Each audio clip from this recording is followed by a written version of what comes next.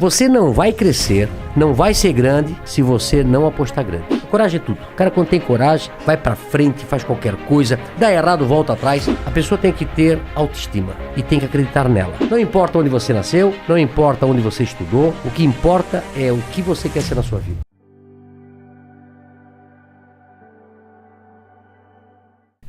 Meu avô, meus avós foram operários numa fábrica.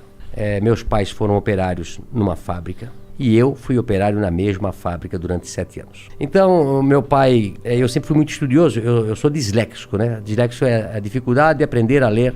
A professora, quando dizia assim, Luciano, continua a leitura, eu já ia na aula de português tremendo. Eu já ia mal para a aula de português. Eu sempre fui péssimo em português e ótimo em matemática. Eu sempre aprendi a multiplicar e a somar. Somar e multiplicar. Eu era péssimo em português. E não entendia, porque se eu era bom em matemática e não era burro, né? Por que quando eu ia na aula de português, aquilo me passava a mão, amanhã tem aula de português. E aí a professora, eu acho que na 5ª série, 6ª série, a professora disse, Luciano, continua a leitura. Eu não ia, não. E os outros meus amiguinhos lendo atrasômetro, a burocracia. Começava a gaguejar, o pessoal começava a rir. E aí, eu não entendia, aí eu pensei, o que eu vou fazer? E eu comecei a estudar em casa. Eu comecei a ler gibi na época, né? Livro, tudo que jornal, tudo.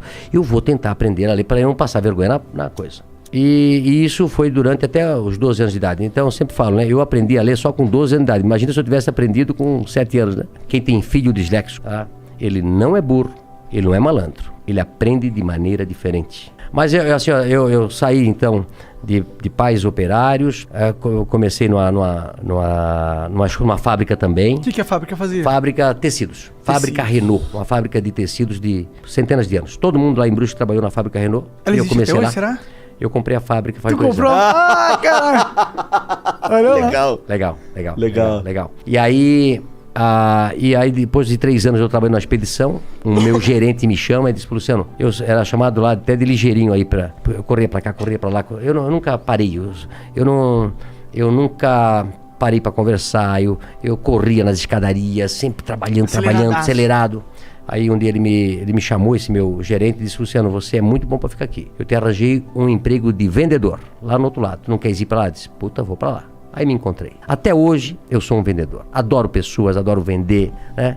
E aí depois montei a van com apenas um colaborador do tamanho dessa sala aqui. Aliás, antes de começar a van, como eu fui vendedor, eu passei a vender tudo que se fabricava na loja, na empresa, que era uma empresa de 5.000 colaboradores, grande. E também o carro da diretoria, a sucata, tudo que tinha na van era eu que na Renault na época. Sim. Eu vendia. Depois disso, eu montei primeiro uma tecelagem de toalha em 1984 com 22 anos de idade. Da hora. 22 anos de idade. E depois eu montei a van. Por que você tinha esse negócio de montar empresa? Porque seu pai e sua mãe eles eram operários. Eles tinham alguma coisa de montar empresa, né, dentro deles? Não. E meu pai dizia assim, Luciano, eu começava das 7 da manhã às 5 da tarde. E meu pai trabalhava das 5, 1h30. E aí antes de eu ir pro escritório, onde eu trabalhava, eu passava no lugar que meu pai trabalhava, que era um subsolo. Trabalhou 42 anos num porão. Meu pai. Caralho. 42 anos. Vitamina D faltava bastante. Pô, coitado. E aí, eu dizia, pai, agora eu vou montar uma empresa pra mim. Ele disse, estás doido, Luciano? Eu tô aqui a vida toda de operário. Tu já tá naquele escritório bonito ali. Fica ali, o emprego teu é bom. Olha só, pai. O pai passou a vida toda aqui. Se não, pai, eu vou montar um negócio pra mim. Mas da onde você tinha isso? Por que você queria montar? Eu acho que feeling, conhecimento. Eu digo que o conhecimento vale mais do que um diploma. Não é isso? Total. Não é a faculdade que vai fazer. É o teu conhecimento, a tua força de vontade.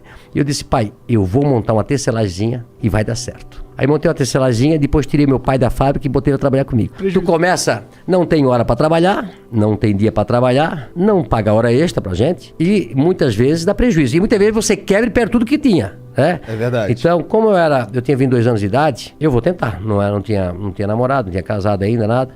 E a tecelagem foi muito bem, tirei meu pai da fábrica.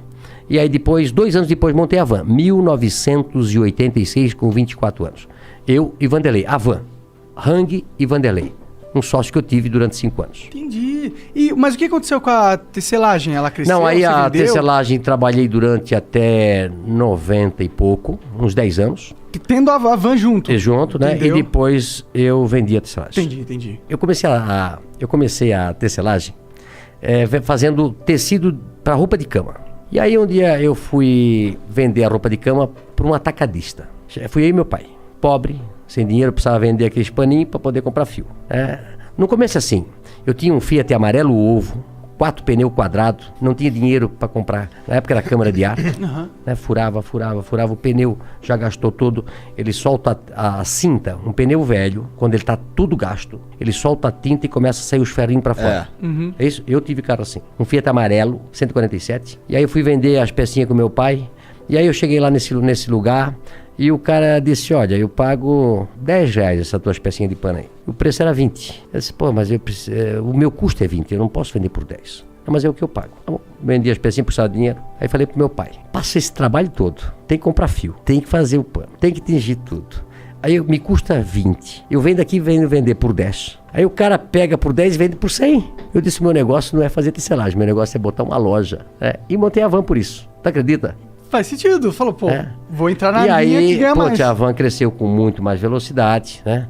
E aí de uma loja de um funcionário, comecei com um funcionário, passei 3 anos depois para uma loja de 3 mil metros quadrados, e depois era tanto movimento que a gente fez a primeira van com a fachada da Casa Branca. Quando a gente fala que o dinheiro não traz felicidade, porque o cara que só pensa no dinheiro tá fudido. Dinheirista é foda. O cara que é dinheirista, eu tenho uma frase seguinte, o cara tem que ser humilde, simples e generoso. O cara que for simples, humilde e generoso, ganhou tudo na vida.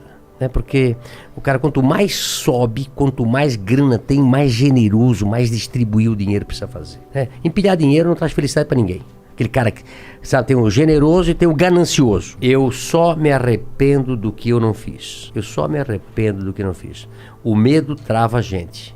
O medo...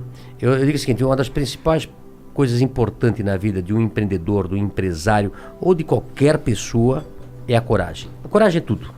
O cara, quando tem coragem, vai pra frente, faz qualquer coisa, dá errado, volta atrás.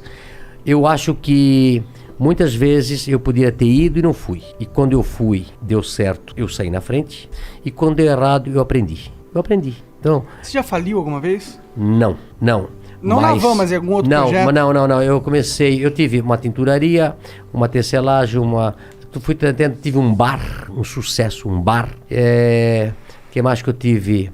Comecei uma cantina na escola com 12 anos de idade, vendendo biscoito. Então você já tinha essa mosca empreendedora? Não, eu acho que... eu tenho falado muito sobre esse assunto aqui, muito legal. A pessoa tem que ter autoestima e tem que acreditar nela. Quando você vai fazendo e vai acertando, a tua autoestima vai crescendo e o teu eu vai acreditando mais em você, e aí você vai tendo coragem, vai fazendo, e às vezes dá errado...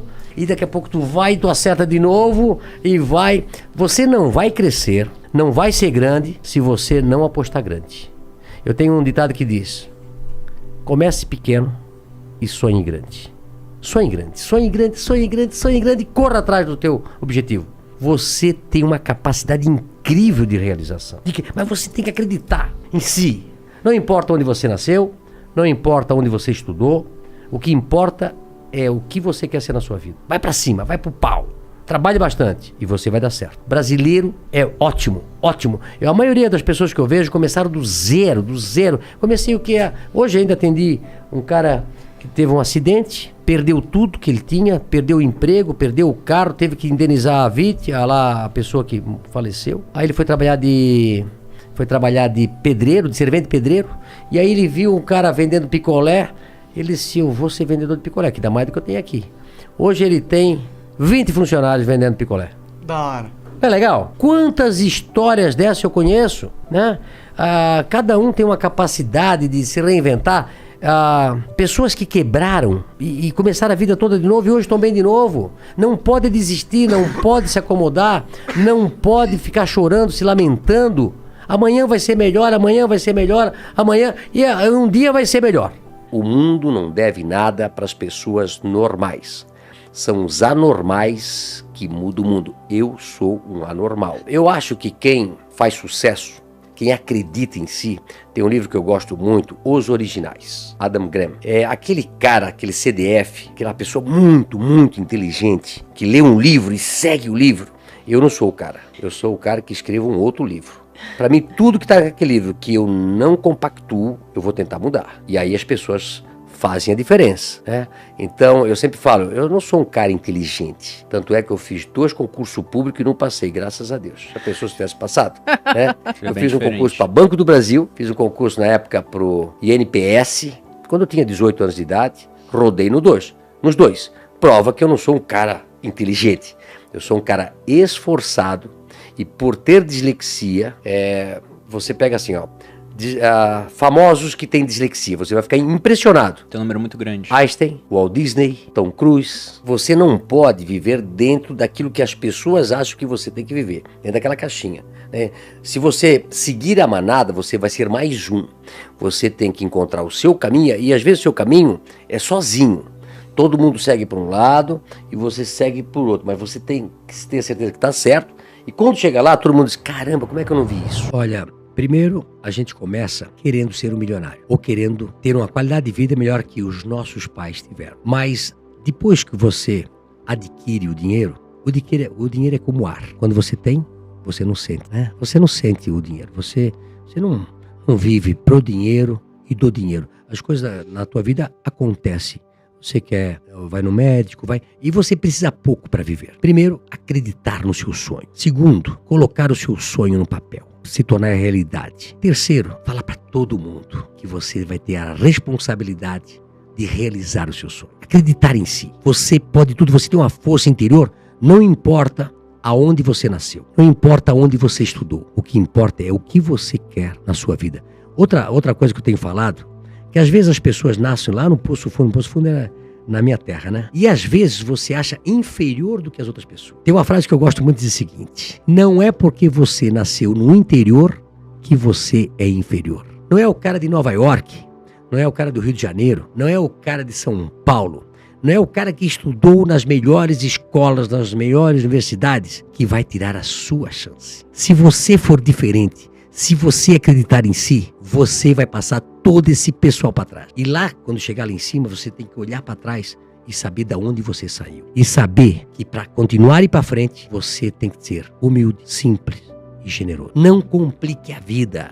Faça tudo o mais simples. Pessoal, o simples é mais. Não complique a vida dos outros, não complique a vida do nosso cliente, não complique a vida do nosso fornecedor. Então, seja simples. Faça tudo com simplicidade, com humildade. Tem pessoas que arranjam um problema para a solução. E eu já penso diferente. Para todo problema existe uma solução.